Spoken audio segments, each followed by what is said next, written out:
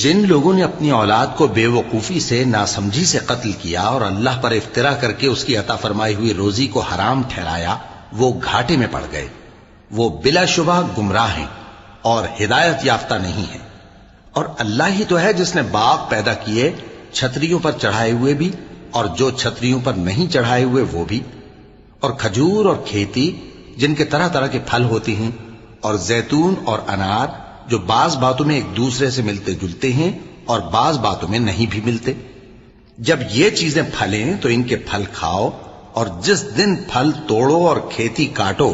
تو اس کا حق بھی اس میں سے ادا کرو، اور بیجا نہ اڑانا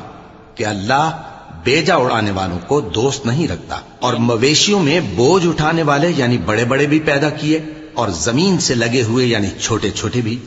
پس اللہ کا دیا ہوا رزق کھاؤ اور شیطان کے قدموں پر نہ چلو، وہ تمہارا کھلا دشمن ہے۔